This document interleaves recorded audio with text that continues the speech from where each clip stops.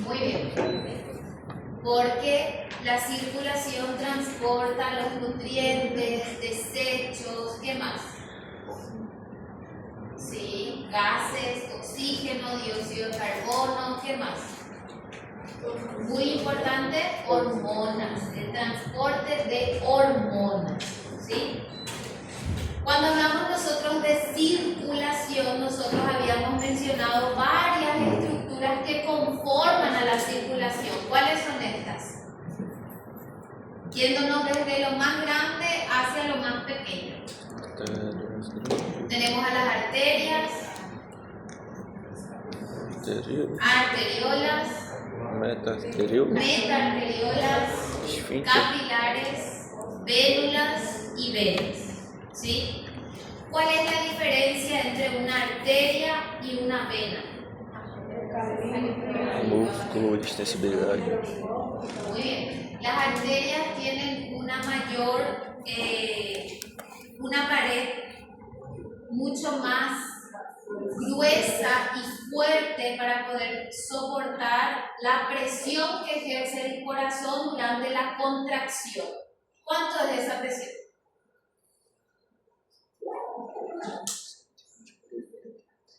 ¿Cuánto es la presión de la arteria aorta? 120 por 80. 120 durante la sístole.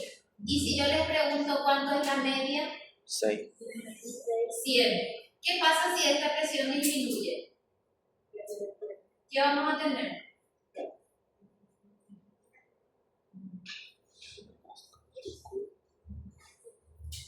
¿Qué pasa si la presión disminuye? Disminuye a, vamos a suponer,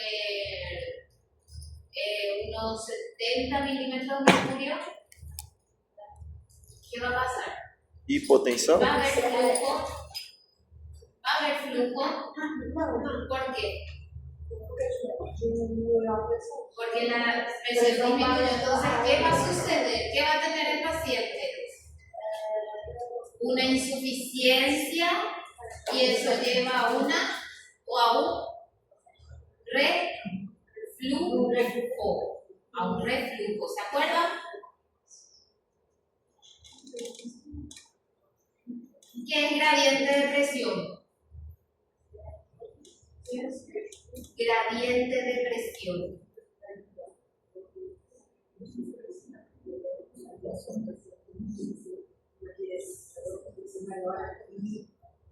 Muy bien. Sí, muy bien. Cuando hablamos nosotros de gradiente de presión es la diferencia que existe entre la presión inicial y la presión continua. ¿Se acuerdan que cuando nosotros hablamos de flujo o de circulación en sí, nosotros siempre tenemos que tener una presión inicial mayor que la continua? Y la diferencia entre estas dos presiones, si nosotros le ponemos valor, la presión inicial es de 100 milímetros de mercurio y la presión continua es de 20 milímetros de mercurio. ¿Cuánto es el gradiente de presión?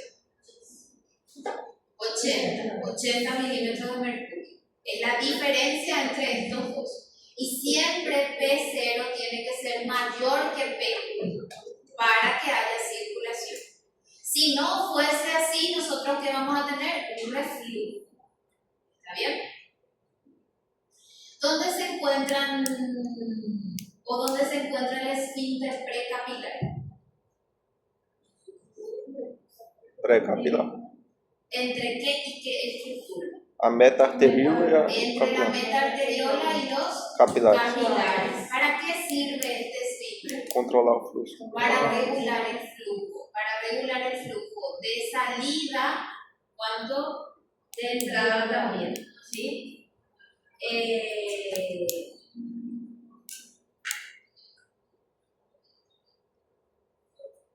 ¿Cuánto de sangre tiene la circulación pulmonar?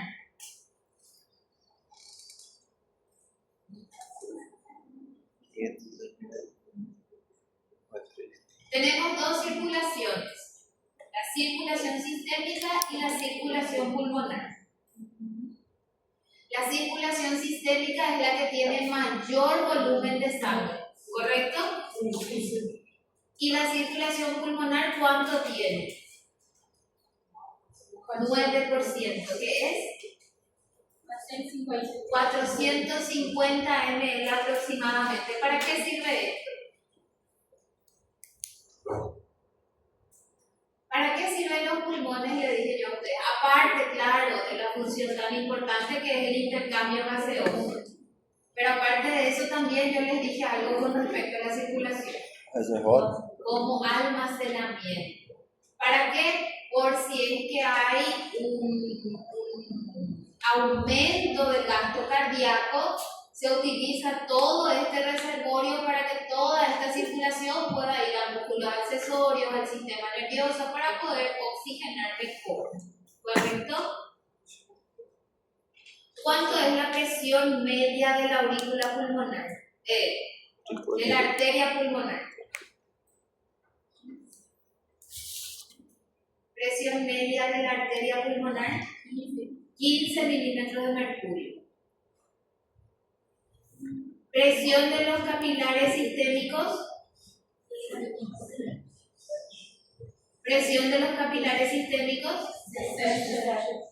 ¿Cuánto? 7 o 17.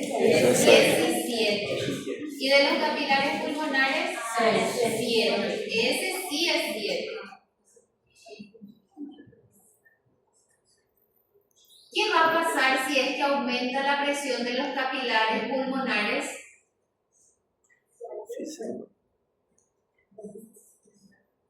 ¿Qué va a suceder si aumenta la presión de los capilares pulmonares? ¿Puede subir a 10, 17, 20 milímetros de mercurio? ¿Puede? No.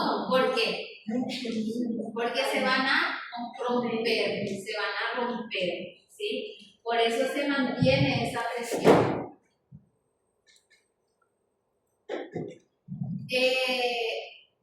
Presión parcial de la aorta, presión media de la aorta, 100 milímetros de mercurio. Presión de la aurícula derecha, 0 milímetros de mercurio. ¿Qué hace que aumente la presión de la aurícula derecha?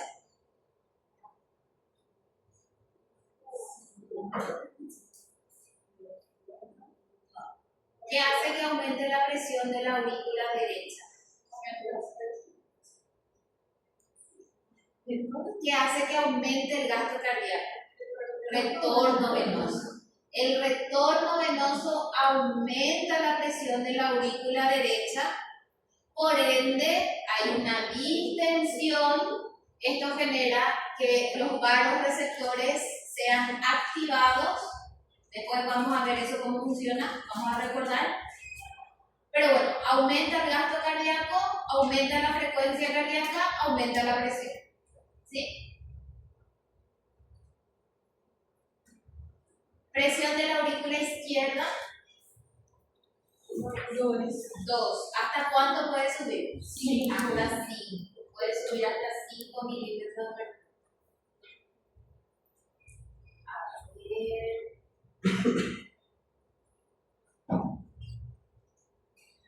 ¿Qué más nosotros hablamos?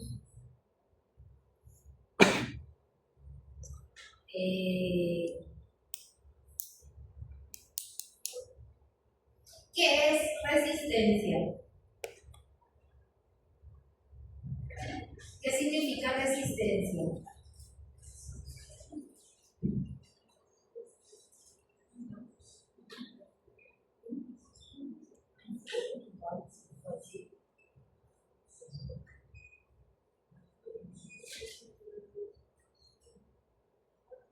¿Qué es la resistencia?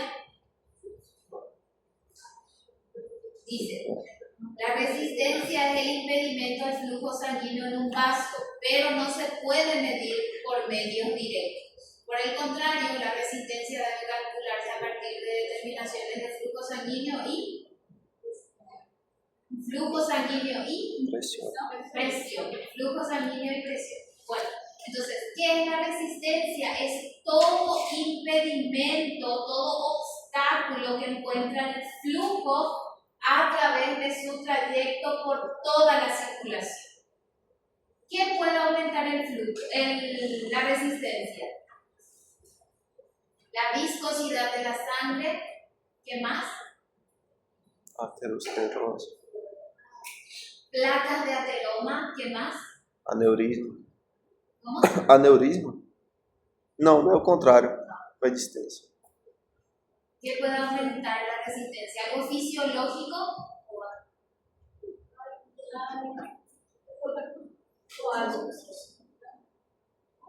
Vasoconstrição. Puede ser, pero eso no es fisiológico.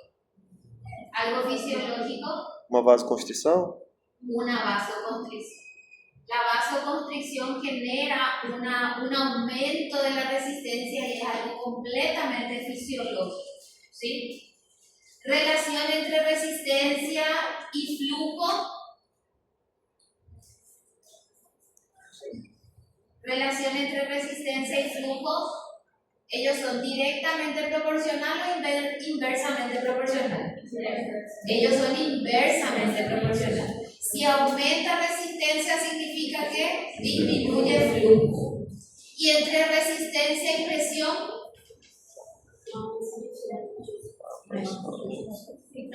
Entonces ellos son directamente proporcionales. ¿Sí? Entonces resistencia y presión son directamente proporcionales y resistencia y flujo son inversamente proporcionales. Entonces siempre cuando ustedes van a... y ahora ya empezaron a ver ciclo de Krebs.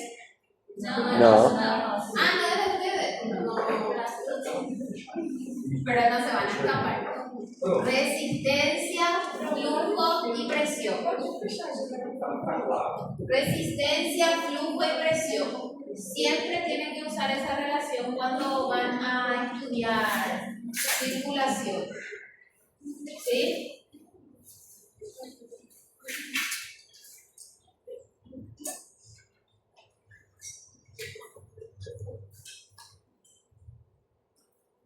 Resistencia, flujo, presión.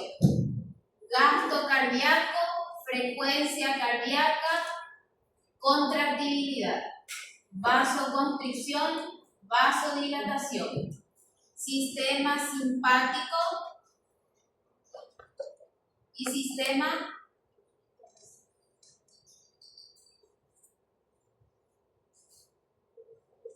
simpático y sistema parasimpático.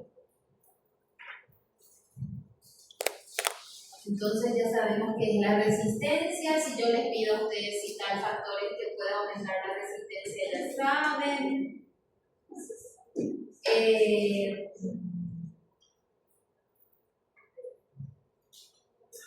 ¿A qué se refiere cuando nosotros hablamos sobre la ley de la cuarta potencia? Ley de la cuarta potencia. ¿De qué habla la ley de la cuarta potencia? ¿Se acuerdan?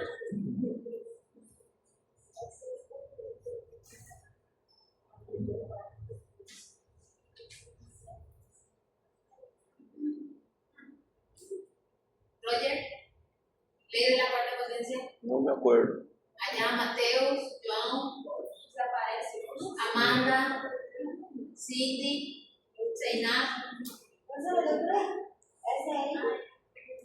Laura. Ley de la cuarta potencia. Diana, segundo na fonte. Carol. Anotando essa Diana de lá. É depois suíno? É depois suíno? No entendí, ¿verdad? A lei depois suíno. Sí. ¿De qué habla?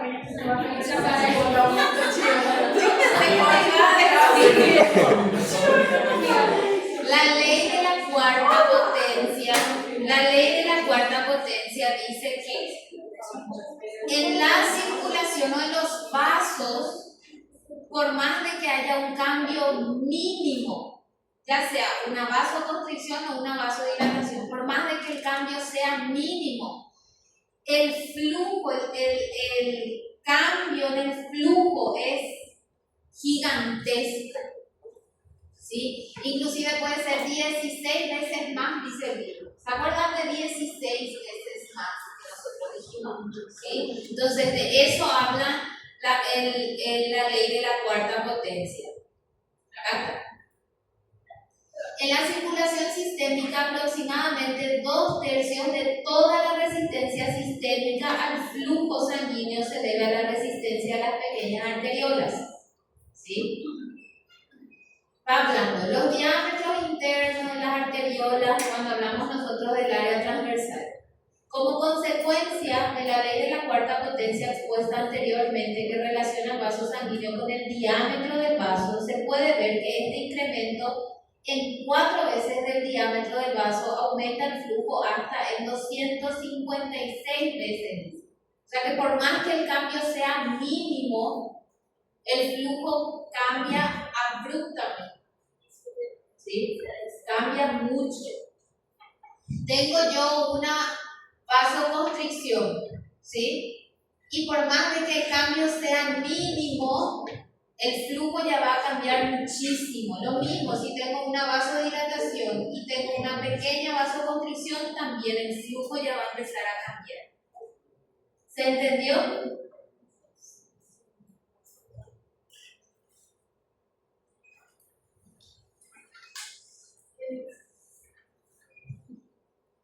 ¿Ya se recordaron?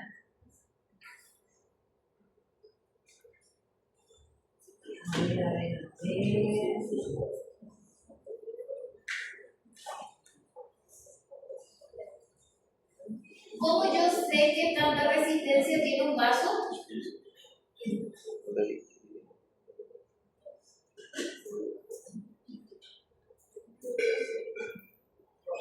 ¿Cómo yo sé que tanta resistencia tiene un vaso? ¿No? Es a través de una fórmula. ¿Se acuerdan de la fórmula?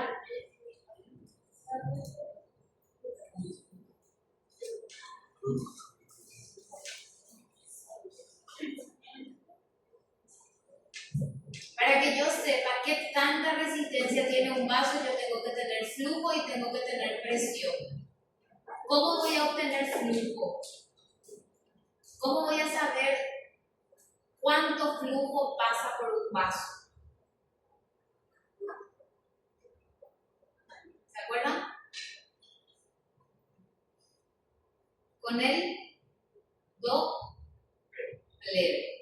doble, ¿sí? ¿Y presión?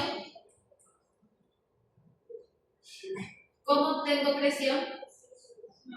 Sí, con el esfigmo, controlar la presión, ¿sí? Entonces con eso yo puedo saber qué tanta resistencia tiene un vaso.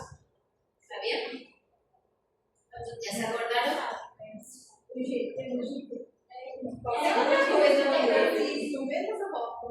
Tipos de flujo. Flujo laminar, perfil parabólico y turbulento. ¿Cuál de los tres es fisiológico? Laminar, solo laminar. Y o parabólico. Y parabólico. ¿Y el turbulento? Es patológico. ¿Y qué tiende a formar este flujo? Trombo. ¿Sí? Tiende a formar torbellinos, ¿sí? Por ende trombos. ¿Qué puede llevar a un flujo turbulento? La alta viscosidad, ¿sí? ¿Qué patología? ¿Cómo se llama? ¿Qué patología puede llevar a una alta viscosidad? Una pregunta difícil. Polisistemia. Muy bien, la policitemia. ¿Quién respondió? La policitemia. Eu li, né? La policitemia. ¿Sí? La policitemia. Bueno, claro, existen otras patologías también. Inclusive la deshidratación puede llevar a que haya un aumento de la viscosidad del Professor, ¿Dónde? também. También puede llevar a un flujo turbulento, un soplo cardíaco, soplo cardíaco. Puede llevar también a un flujo turbulento. No que haya un aumento de la viscosidad, a un flujo turbulento. ¿Sí? ¿Alguna otra duda con el capítulo 14? A ver un poco el capítulo 14, ya hablamos de esto, ya saben, tienen que saber, ya saben. Relación entre área transversal, ahí se me faltó anotar ahí, anoten ustedes. Relación entre área transversal y flujo.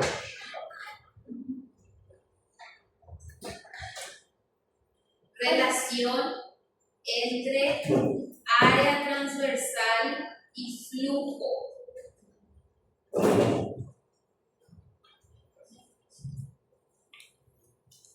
¿Qué es? ¿Inversamente proporcional o directamente proporcional? Área transversal y flujo. El diámetro del vaso.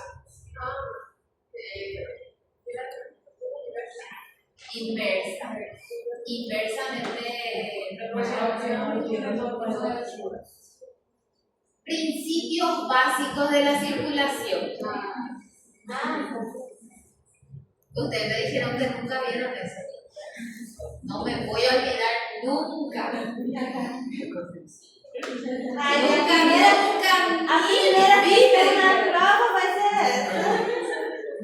Principios básicos de la circulación. Cite los principios básicos de la circulación con un ejemplo. Aí a gente tá pensando aqui. Dale, cite. Flujo. A gente não tem o que Não provoca, amiga. Principios. Vamos. Ahí. Atrás, las chicas. No. Flujo segundo a necesidad. Vasoconstricción y vasodilatación dependiendo de la necesidad de cada tejido.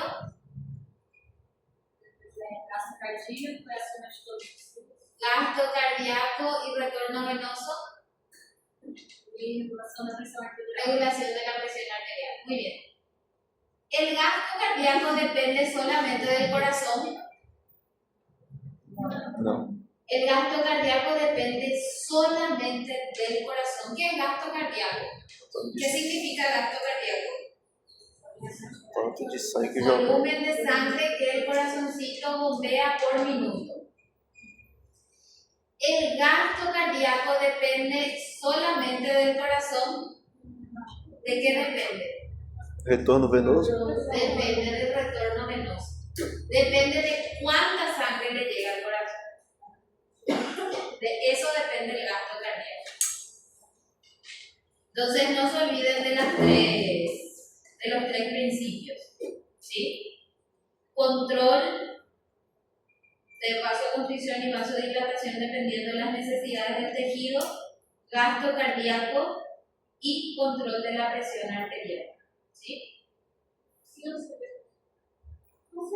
Y si no cae ahora, va a ser en la final. Não vai cair agora.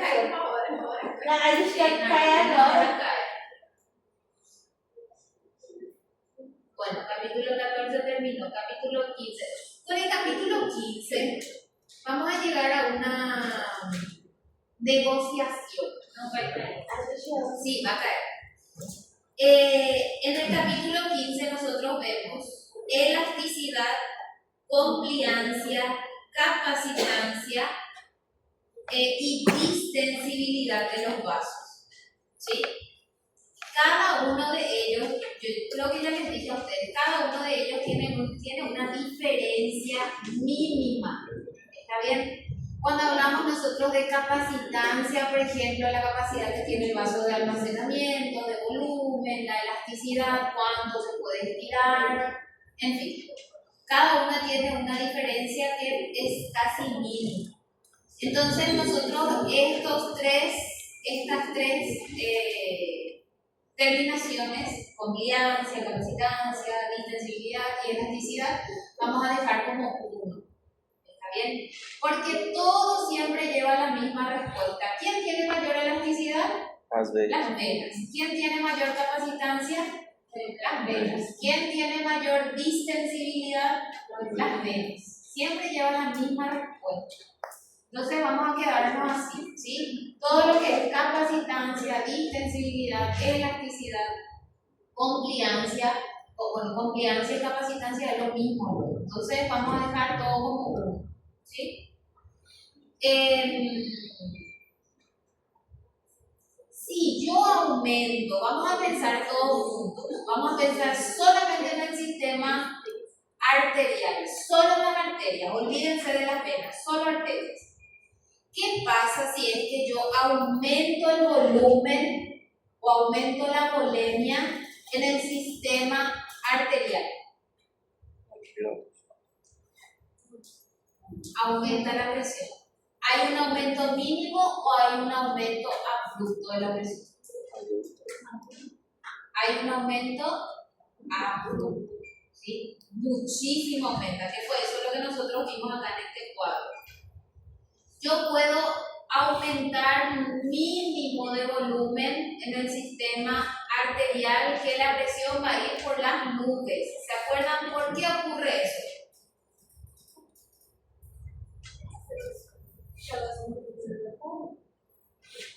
Casi.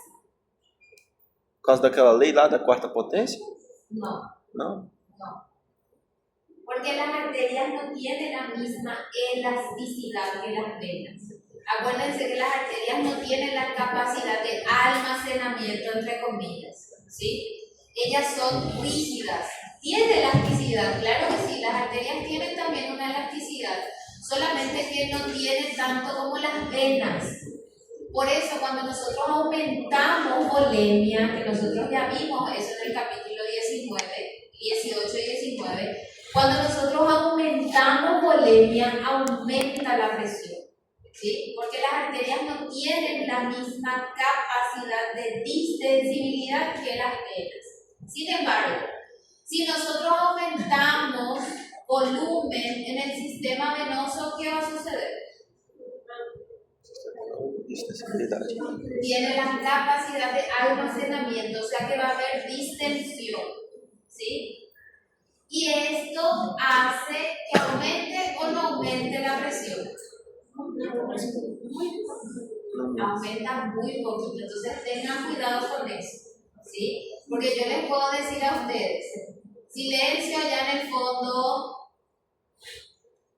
porque yo les puedo decir a ustedes, si yo aumento volumen en el sistema venoso, no va a aumentar la presión. Y eso es falso, porque si aumenta la presión, nosotros vimos acá, Gaito nos dice que sí aumenta la presión, mira, tenemos nosotros un volumen acá de 2100. Si yo voy aumentando el volumen acá a 3000 ml, aumenta también mi presión, solamente que es muy poquitito comparado con las arterias, pero aumenta también la presión, ¿sí?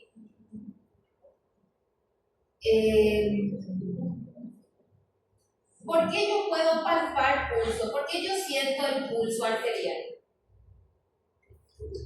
¿Por qué yo siento la presión del pulso?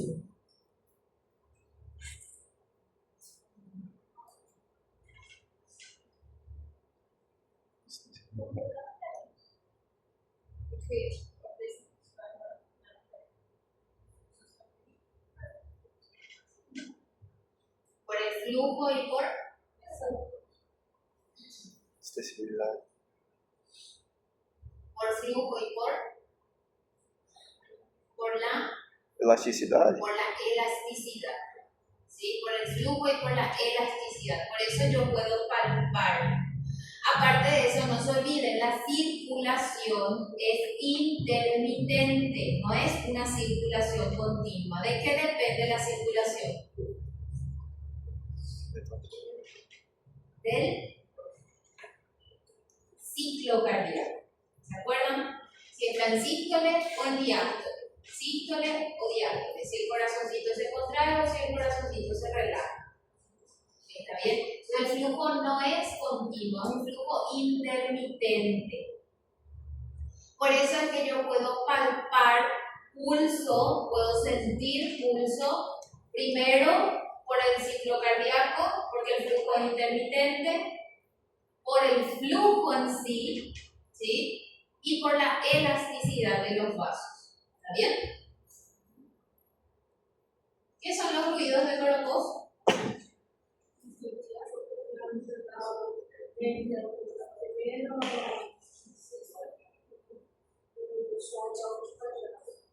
Muy bien, son las pulsaciones que nosotros escuchamos de los vasos, de las arterias. ¿Sí? El primer ruido que yo escucho es sístole y el último es diástole. ¿Está bien? Presión normal.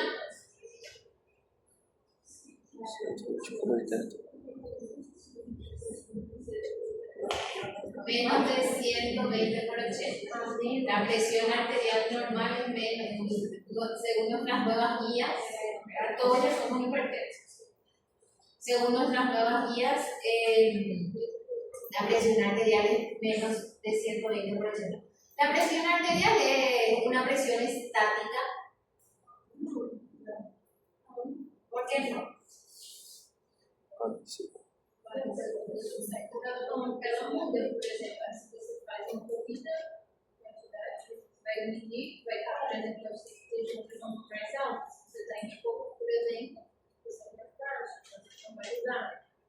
Muy bien. Ahora, si es que esa presión aumenta más de 10 milímetros de mercurio durante todo el día, ¿eso es normal? No, patológico. ¿Que aumente más de 20 milímetros de mercurio? No, ahí ya estamos frente a algo posible patológico. Lo normal es que aumente entre 5, 8, 7 milímetros de mercurio. Aumenta sí, pero no para que suba ya a 180 o 200 milímetros de mercurio. ¿Está bien? ¿Otra duda del capítulo 15?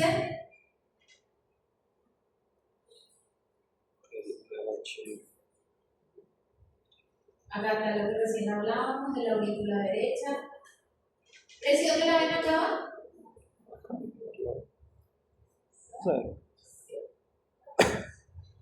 0 milímetros de mercurio.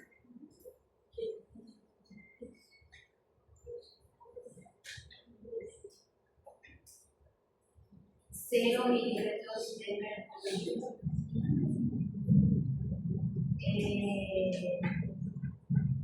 Me olvidé, ¿qué me dijeron? ¿Por qué la pared de las arterias más gruesa? Capas musculares. ¿Por qué la pared de las arterias más gruesa? ¿Me dijeron? Porque soporta más presión. Muy bien, porque soporta más presión. Capítulo 16. ¿Duda? ¿De qué?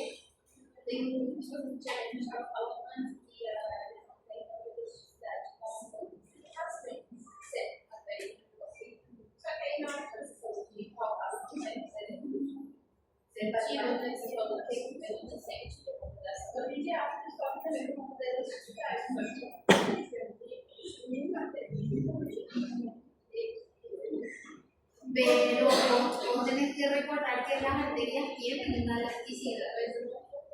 No son tan elásticas como las venas, pero ellas tienen una cierta elasticidad.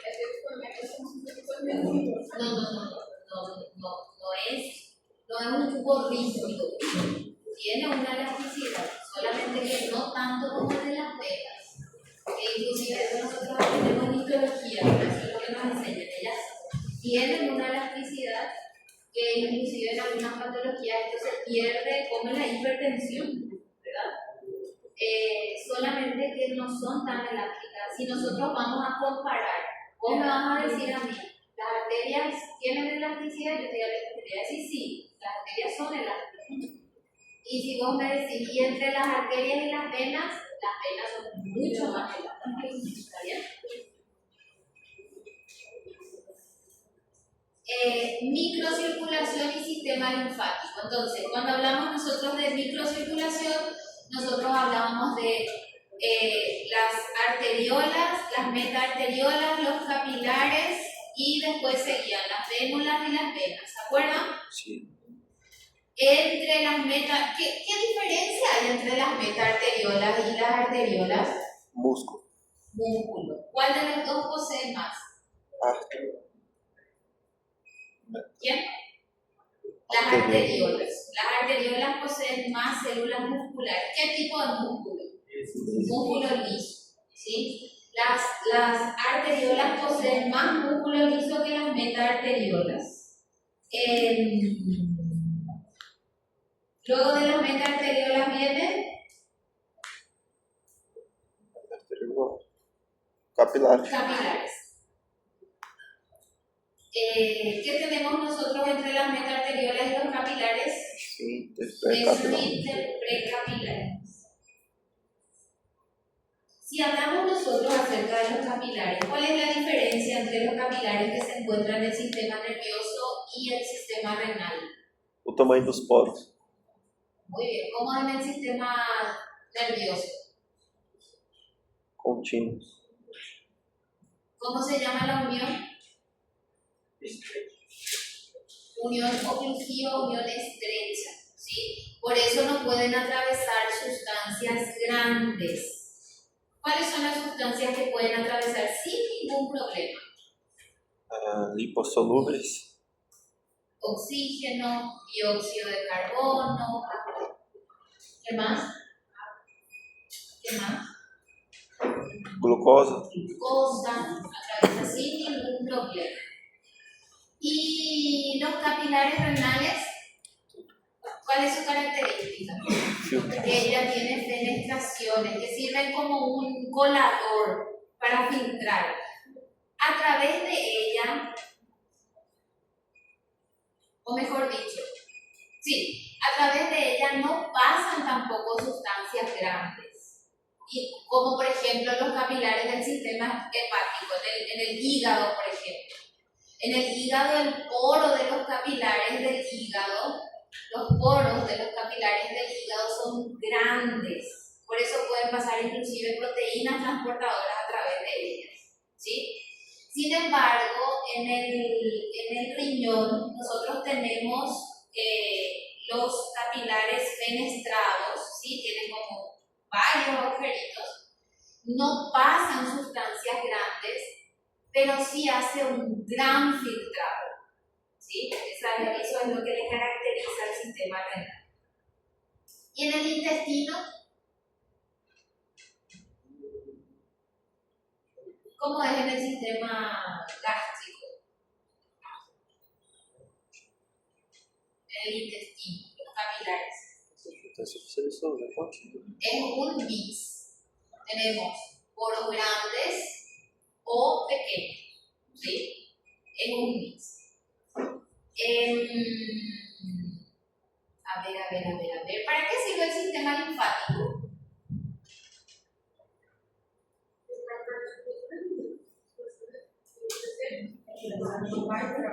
Para não formar edemas. ¿Cómo?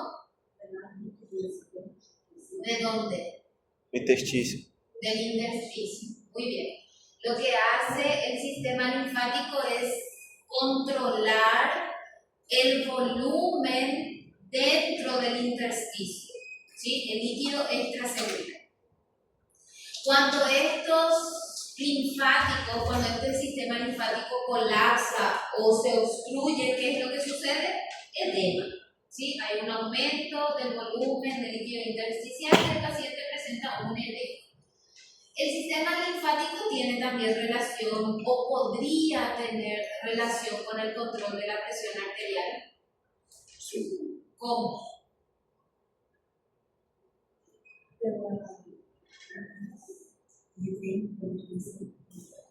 Sí. Muy bien, ¿se acuerdan que yo les hablé cuando veíamos nosotros el capítulo 19 que existen algunas literaturas que hablan o dicen que pueden existir tres formas de control de la presión arterial. Un control rápido, intermedio y lento. El intermedio habla del sistema linfático, en donde se puede absorber sodio y agua hacia el intersticio. Esto es reabsorbido por el sistema linfático y posteriormente vuelve otra vez a la circulación, que sería como un mecanismo de control de presión arterial intermedio, ¿sí? Entonces puede ser que tenga relación con el control de la presión arterial. ¿Por qué? Porque nosotros estamos equilibrando volumen, volemia, ¿sí? A ver, ¿qué pasa si es que yo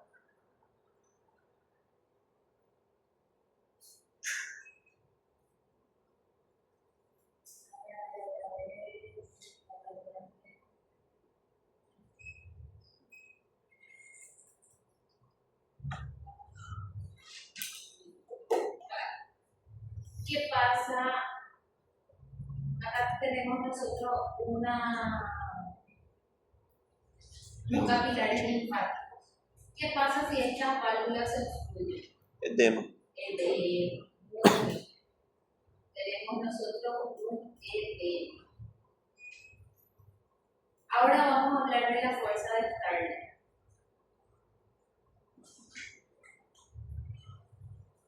Cuando hablamos nosotros de la fuerza de Starling, nosotros hablamos del control del líquido por parte del capilar, del plasma y del líquido intersticial. ¿Se acuerdan? Existen fuerzas que controlan esto, que se denominan fuerza de Starling. Dentro de la fuerza de Starling, nosotros tenemos tenemos presiones que controlan esto, ¿sí? Dentro de las presiones nosotros tenemos a la presión coloidosmótica y tenemos a la presión hidrostática, ¿sí? ¿Qué significa una presión hidrostática? Ela empurra. Todo lo que esté empujando, ya sea desde el capilar al intersticio o del intersticio al capilar. Y la presión coloidosmótica, todo lo que trae, todo lo que tira, ¿sí? Lo mismo, desde el plasma, desde el capilar para el intersticio o del intersticio para el capilar.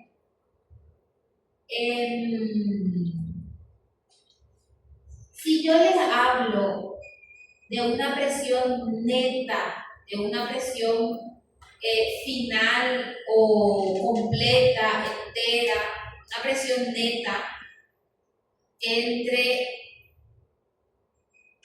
arterias y capilares, ¿cuánto es la presión? Presión neta, 13 milímetros de mercurio. Entre venas y capilares, 7, y entre los linfáticos,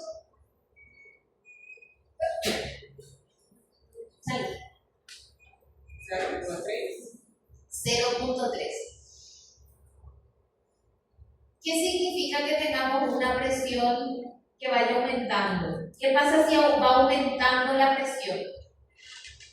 ¿Qué significa?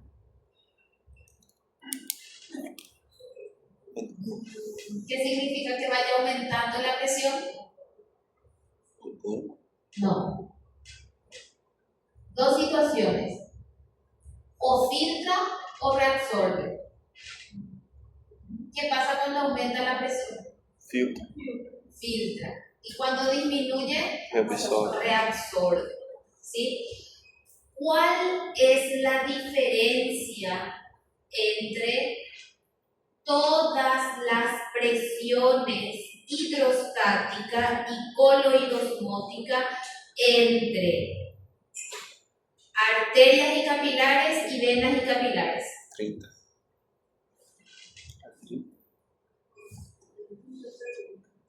¿Cuál es la diferencia entre todas las presiones hidrostática y coloidosmótica entre arterias y capilares y venas y capilares? en valor.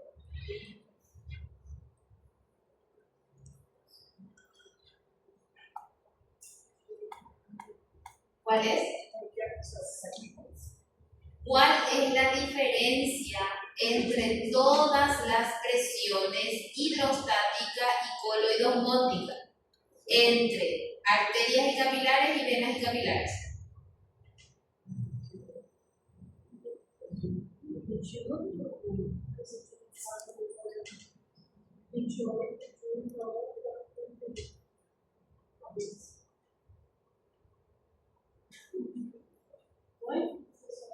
¿Cuál es la diferencia?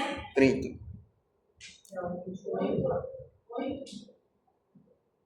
Hay una presión acá que es diferente entre la arteria y vena, entre la arteria y capilar y vena y capilar, que yo les dije a ustedes en clase. Miren acá. Tenemos nosotros a la presión capilar, extremo arteria capilar, presión capilar, ¿sí? Y miren acá. La presión capilar entre arteria y capilar es de 30 milímetros de mercurio y entre vena y capilar es 10 milímetros de mercurio. Esa es la única diferencia, el resto todos son iguales. ¿Se dan cuenta cómo disminuyó? La diferencia entre uno y otro es de 20 milímetros de mercurio. El resto todos son iguales. ¿Vieron? Entonces, ¿cuál es la diferencia? ¿Cuál de las presiones? La presión capilar. La presión capilar entre arterias y capilares y venas y capilares. ¿Se entendió? ¿Vieron?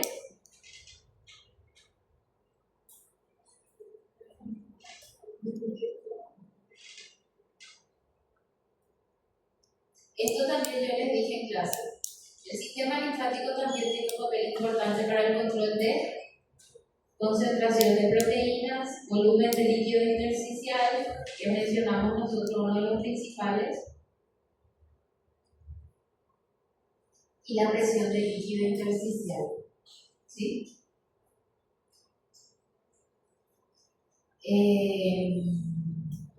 A ver.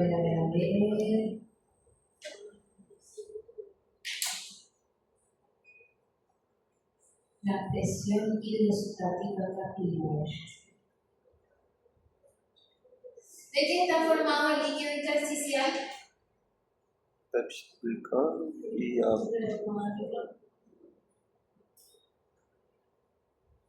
Fibras de colágeno y filamentos proteoglicanos.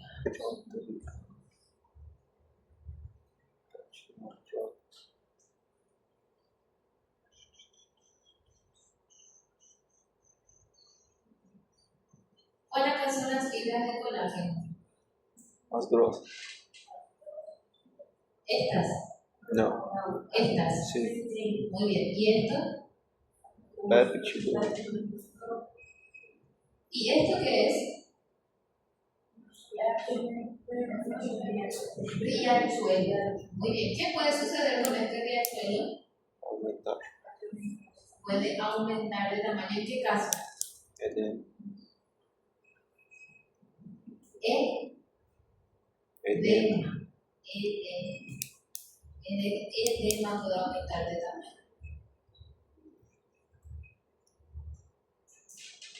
Creo que el capítulo 15 ya terminado. Son 16. El 16. Vamos a hacer un mini descanso. Sí. 20 minutitos.